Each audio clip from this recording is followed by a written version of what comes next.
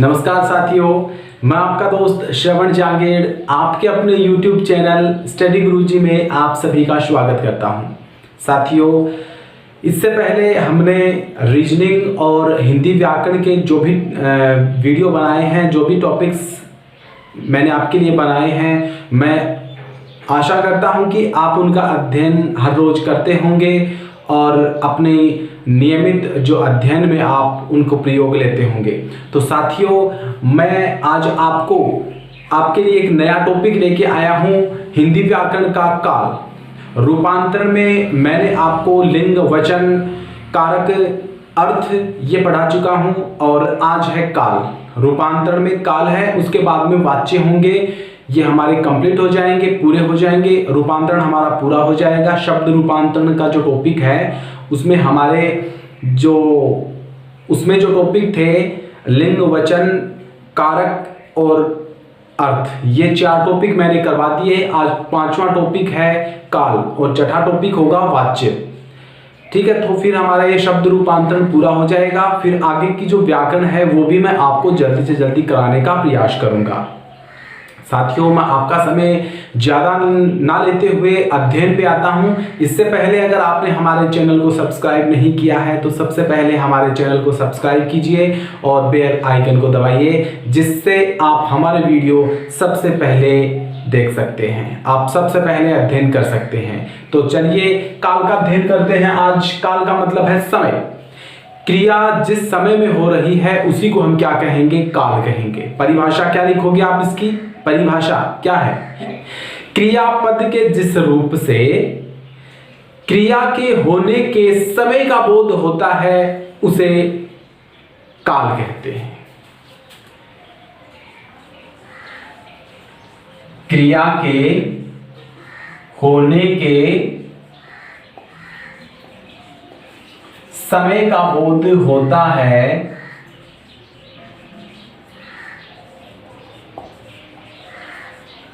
वही क्या है? काल। क्रिया किस समय में घटित हो रही है, किस समय में क्रिया की जा रही है, उसको हम क्या कहेंगे? काल कहेंगे हम। अब हम इसको कितने भागों में बांटते हैं, काल कितने प्रकार के होते हैं, इसके भेद पढ़ेंगे। काल के भेद या काल के प्रकार। काल 3 प्रकार का होता है या काल के 3 भेद हैं। काल के कितने भेद हैं? 3 भेद हैं। पहला भूतकाल, दूसरा वर्तमान काल और तीसरा भविष्यत काल। तीसरा भविष्यत काल। भूतकाल मतलब अतीत का, बीता हुआ समय भूतकाल कहलाता है। जो फिलहाल चल रहा है, हाल ही में जो चल रहा है वो वर्तमान कहलाता है और वर्तमान के बाद में आने वाले समय को भविष्य काल कहते हैं। अब इनका विस्तार से अध्ययन करेंगे, भूतकाल का, वर्तमान काल का, भविष्य काल का अलग अलग अध्ययन करेंगे। भूतकाल के 6 भेद बताऊंगा, वर्तमान काल के 5 भेद बताऊंगा और भविष्य काल के 3 भेद बताऊंगा। ये आपकी स्टडी होगी, यह आपका अध्ययन होगा। विस्तार से इनको अलग अलग उदाहरण सहित समझाऊंगा, आपको एकदम समझ में आ जाएगा। फिर भी अगर आपको समझ में नहीं आए, कोई टॉपिक समझ में नहीं आए, कोई शब्द समझ में नहीं आए, परिभाषा, उदाहरण समझ में नहीं आए, तो आप मुझे कमेंट करके पूछ सकते हैं वीडियो के कमेंट। ठीक है, पहला प्रकार है हमारा भूतकाल। भूतकाल किसे कहते हैं? भूतकाल यानी अतीत का समय, बीता हुआ समय। भूतकाल किसे कहेंगे? क्या है परिभाषा भूतकाल की? क्रिया के जिस रूप से, क्रियापद के जिस रूप से क्रिया के बीते हुए समय में होने का बोध होता है उसे भूतकाल कहते हैं। समय कब होगा? बीते हुए समय में कार्य होगा, क्रिया होगी, उसको हम क्या कहेंगे? भूतकाल कहेंगे। अब भूतकाल सबसे पहले परिभाषा इसकी, बीते हुए समय का बोध। बीते हुए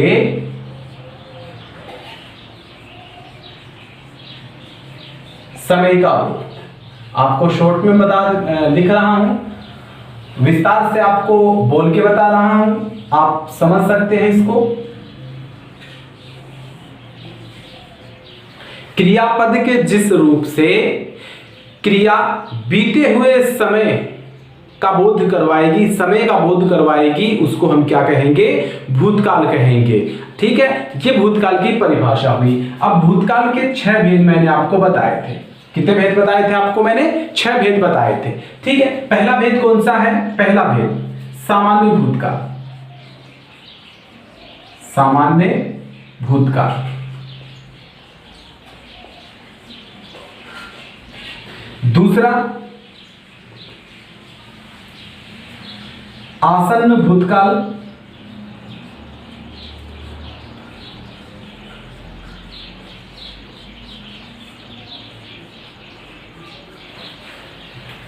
तीसरा अपूर्ण भूतकाल,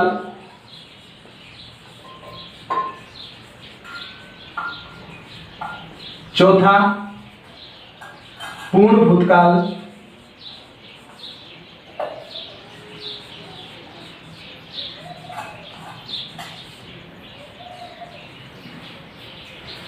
पांचवा,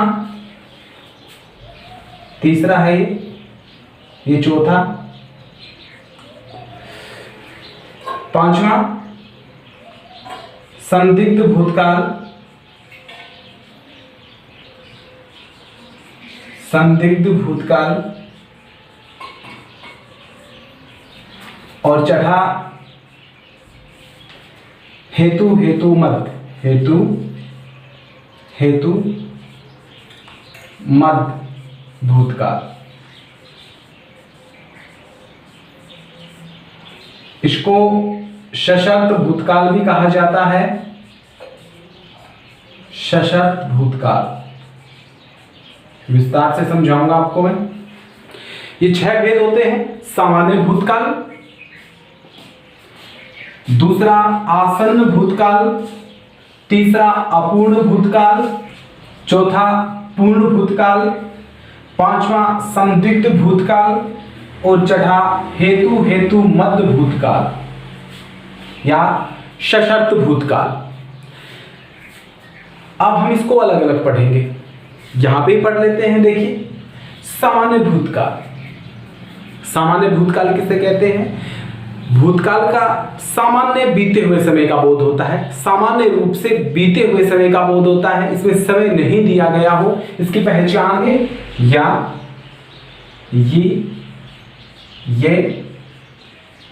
आ, ई। ये शब्द आएंगे वाक्य के अंत में। कौन कौन से? या, ये, आ, ई। ऐसे शब्द आएंगे, वे क्या कहेंगे, क्या कहलाएंगे? ये सामान्य भूतकाल के होंगे। कौन से काल के होंगे? सामान्य भूतकाल के होंगे। या, ये, आ, ई। ऐसे शब्द सामान्य भूतकाल में होंगे। जैसे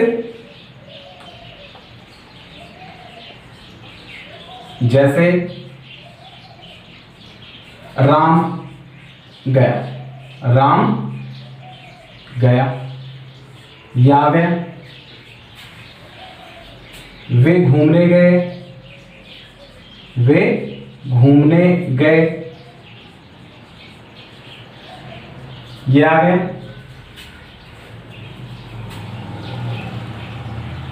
उसने पुस्तक पढ़ी, उसने पुस्तक पढ़ी, ई आ गया। राहुल दौड़ा, राहुल दौड़ा, आ गया। सीता गई, ये आ गई। तो ये, या, ये, आ, ई ऐसे शब्द वाक्य के अंत में आएंगे। वहां पर कौन सा होगा? सामान्य भूतकाल होगा, जो भूतकाल को सामान्य रूप में प्रदर्शित करेगा। भूतकाल को सामान्य रूप में प्रदर्शित करेगा। इसमें समय नहीं दिया गया होगा, इसमें सामान्य भूतकाल। ठीक है। दूसरा हमारा आसन्न भूतकाल। दूसरा कौन सा है?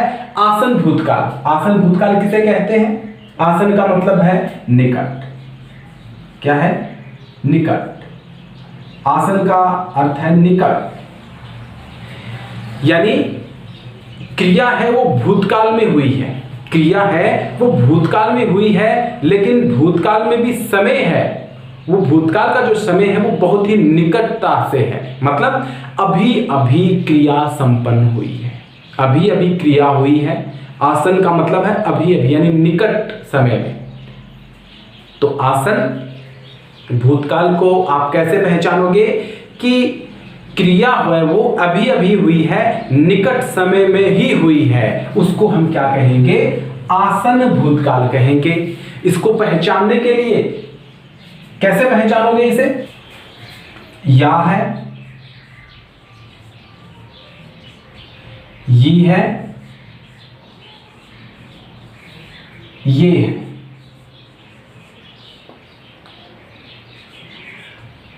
ये इसकी पहचान है। वाक्य के अंत में क्या आएगा? या है, ये है।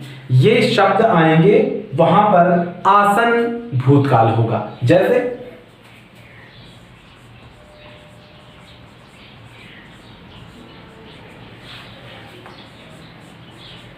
राम गया है, राम गया है, यानी जा तो चुका ही है, भूतकाल में हो गई क्रिया, गया है, या है, अभी अभी गया है, लेकिन है ना, मतलब किसका आभास हो रहा है हमें कि गया है, राम गया है, क्रिया अभी अभी संपन्न हुई है।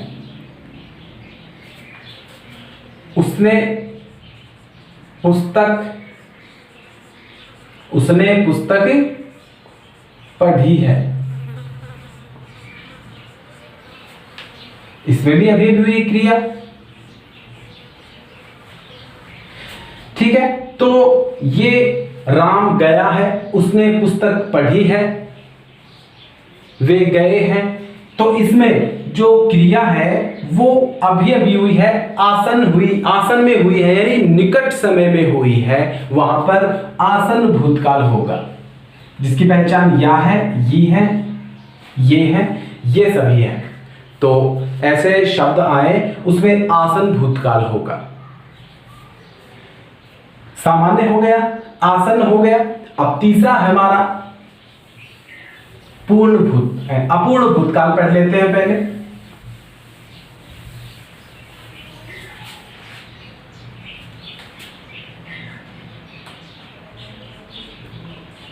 तीसरा है अपूर्ण भूतकाल।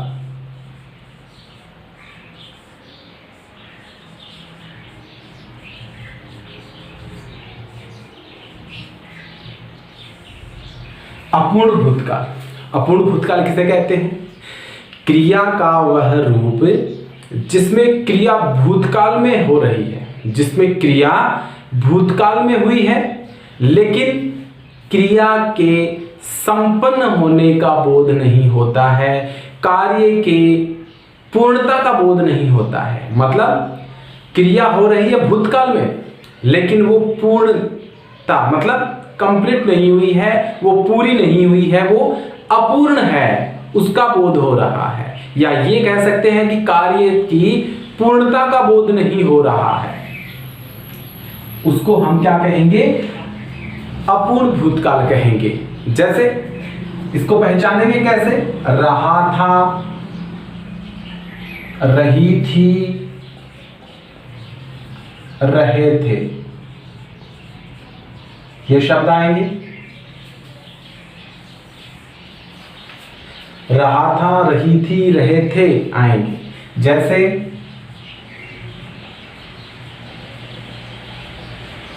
राम पढ़ रहा था, राम पढ़ रहा था, राम पढ़ रहा था,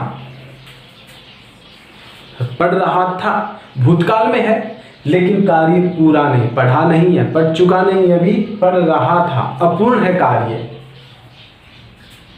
वे गीत गा रहे थे, वे गीत गा रहे थे। सीता नाच रही थी, ये सभी शब्द हैं। ये रहा था, रहे थे, रही थी, ये शब्द अपूर्ण भूतकाल के संकेत। ठीक है, तो अपूर्ण भूतकाल किसे कहते हैं? क्रिया है वो भूतकाल में हो रही है, लेकिन कार्य है वो पूरा नहीं हुआ है, पूर्णता का बोध नहीं करवा रहा है, अपूर्णता का बोध करवा रहा है, उसे हम अपूर्ण भूतकाल कहेंगे। इसकी पहचान रहा था, रही थी, रहे थे इत्यादि शब्द आते हैं। ये हमारा तीसरा प्रकार भूतकाल का, अपूर्ण भूतकाल पूरा हुआ। अब चौथा है हमारा पूर्ण भूतकाल। पूर्ण भूतकाल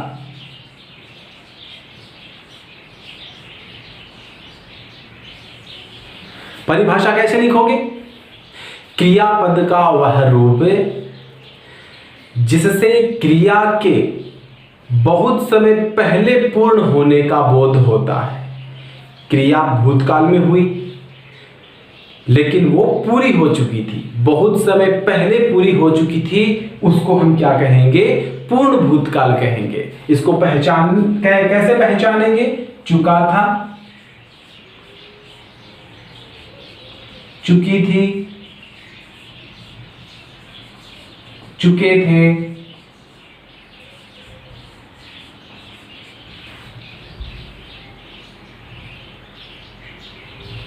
या था,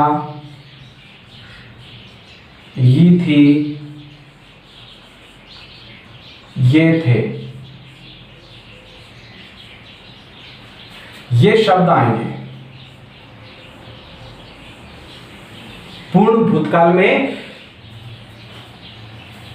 क्रिया है वो बहुत समय पहले पूर्ण हो चुकी है, पहले यानी बीते हुए समय में पूर्ण हो चुकी है। चुका था, चुकी थी, चुके थे, या था, ये थी, ये थे, ये शब्द आएंगे, वहां पर पूर्ण भूतकाल होगा। जैसे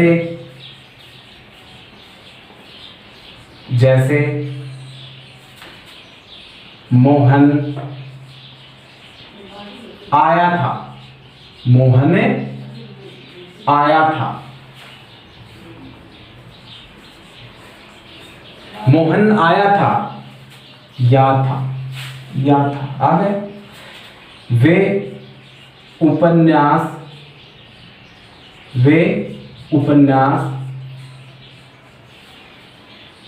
पढ़ चुके थे, पढ़ चुके थे,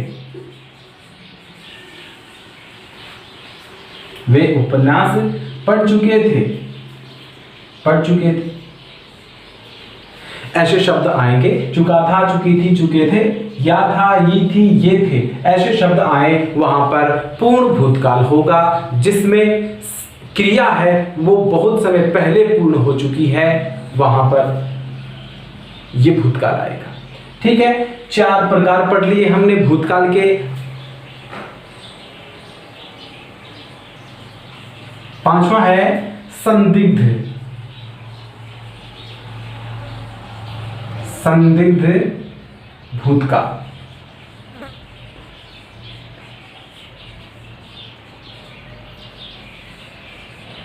संदिग्ध भूतकाल किसे कहते हैं? क्रियापद का वह रूप जिसमें क्रिया पूर्ण होने के समय में संदेह हो, शक हो, हमें पक्का नहीं पता, हमें संदेह है कि कार्य पूर्ण हुआ है या नहीं हुआ है। ठीक है, हमें संदेह हो, क्रिया के पूर्ण होने में संदेह हो, वहां पे संदिग्ध भूतकाल होता है। होगा, होगी, होंगे इत्यादि शब्द आएंगे, ये इनकी पहचान है। ये शब्द आएंगे, वहां पर संदिग्ध भूतकाल होगा। जैसे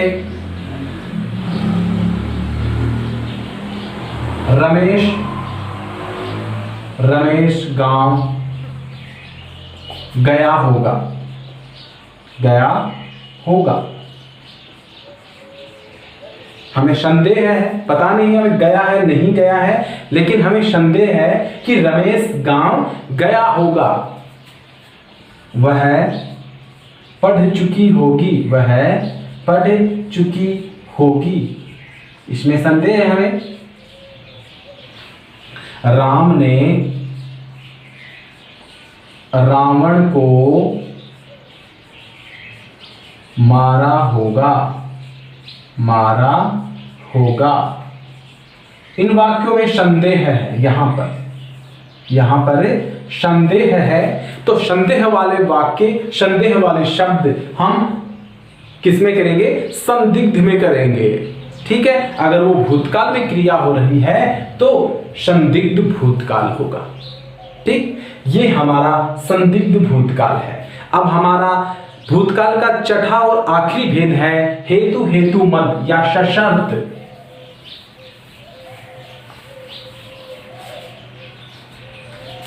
छठा हमारा भेद भूतकाल का हेतु हेतु मद, हेतु हेतु मद या सशर्त, सशर्त भूतकाल।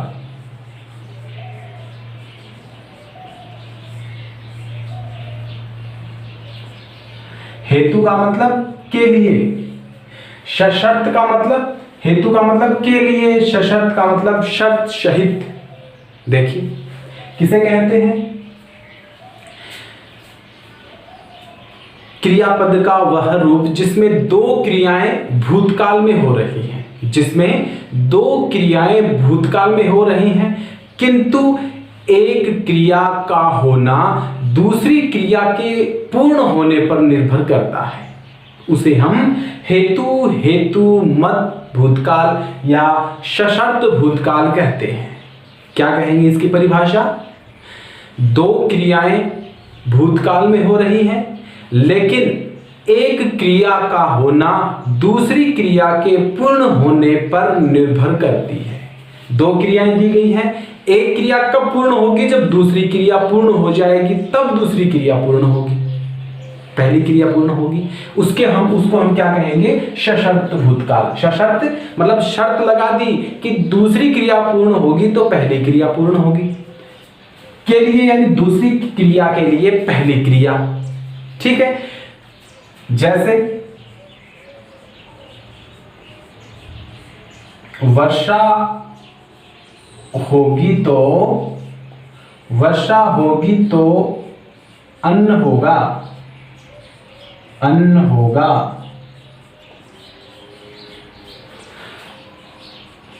राम आएगा तो मोहन जाएगा, तो मोहन जाएगा।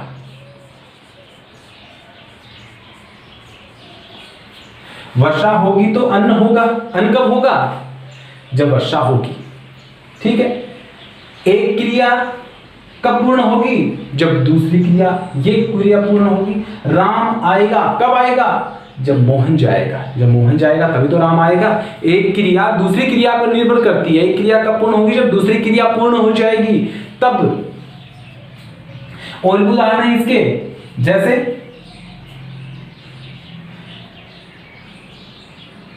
परीक्षा होगी, परीक्षा होगी तो विद्यार्थी पढ़ेंगे, तो विद्यार्थी पढ़ेंगे।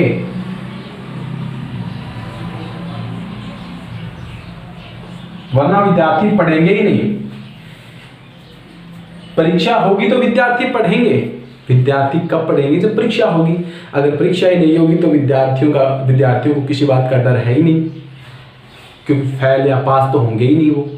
ठीक है, तो परीक्षा होगी तो ही तो बच्चे पढ़ेंगे, तभी तो विद्यार्थी पढ़ेंगे। तो एक क्रिया कब पूर्ण होगी? जब दूसरी क्रिया पूर्ण हो जाएगी। उसकी शर्त ये है कि एक क्रिया पूर्ण होने के बाद दूसरी क्रिया होगी।